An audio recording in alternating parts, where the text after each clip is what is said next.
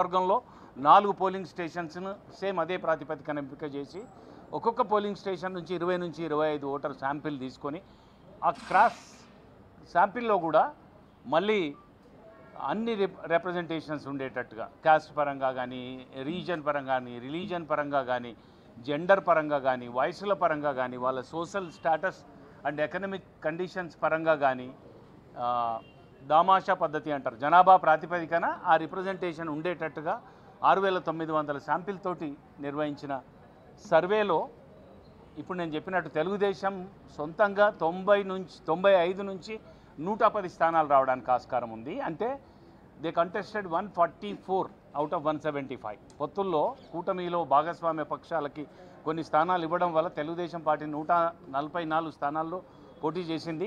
95 నుంచి 110 స్థానాలు గెలుచుకునే అవకాశం ఉంది. అట్లాగే 21 స్థానాల్లో పోటీ చేసిన జనసేన పవన్ కళ్యాణ్ దీంట్లో కీలకమైన పాత్ర పోషించినాడు. కూటమి ఏర్పడడంలో కూడా ఆయన 2019 ఎన్నికలు అయిన తర్వాత నుంచి ప్రభుత్వ వ్యతిరేక పాలకపక్ష వ్యతిరేక ఓట్లలో చీలిక రానియకుండా మేము ప్రయత్నం చేస్తాం అని పొత్తుల్లో కూడా కొంత రాజీకి వెళ్ళి ఒక మనం ఆధునిక క్రికెట్ టర్మినాలజీలో చెప్పాలంటే man of the match role play చేసి ఈ సానుకూల పవనాలు తీసుకురావడానికి కారణం అయి ఉంటాడు. That we may presume like that. But వాళ్ళు 21 స్థానాల్లో పోటీ చేసి 14 నుంచి 20 స్థానాలు గెలిచే ఆస్కారం ఉంది. అట్లాగే 10 స్థానాల్లో పోటీ చేసిన భారతీయ జనతా పార్టీ, దాన్ని భారతీయ జనతా పార్టీ ఉండడం తెలుగుదేశం జనసేన అవడం వల్ల ఎన్డీఏ కూటమిగా కూడా పరిగణిస్తూ ఉన్నారు. వాళ్ళు 10 స్థానాలలో 2 నుంచి 5 అసెంబ్లీ స్థానాలు గెలిచే ఆస్కారం ఉంది.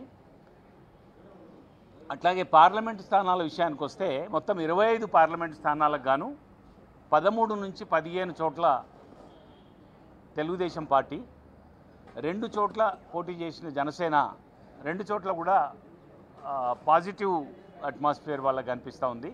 ఇక భారతీయ జనతా పార్టీ 2 నుంచి 4 వాళ్ళు ఒక 6 స్థానాల్లో పోటీ చేశారు, గెలిచే ఆస్కారం. ఓట్ షేరింగ్ కూడా లాస్ట్ టైంతో కంపేర్ చేసి చూస్తే 2019లో 151 స్థానాలు పొందిన వైఎస్ఆర్సీపీ, ప్రస్తుతం ముఖ్యమంత్రిగా ఉన్న జగన్మోహన్ రెడ్డి నేతృత్వంలోని వైఎస్ఆర్సీపీ 49 పైన అంటే సుమారు 50% ఓట్లతోటి 10% ఓట్ డిఫరెన్స్ తోటి ఉండేది. దానివల్ల వాళ్ళకు గుడ్ నెంబర్ ఆఫ్ సీట్స్ 2019లో వస్తే, ఇప్పుడు ఓట్ షేర్ విషయానికి వస్తే 42 నుంచి 45% వరకు వైఎస్ఆర్సీపీకి ఓట్ షేర్ వచ్చే అవకాశం కనిపిస్తూ ఉంది. అట్లాగే కూటమి ముగ్గురిది కలిపి చూసినప్పుడు, ఎందుకంటే మీకు ఒక విషయం గుర్తు చేస్తాను, 2014 విభజన తర్వాత జరిగిన ఎన్నికల్లో భారతీయ జనతా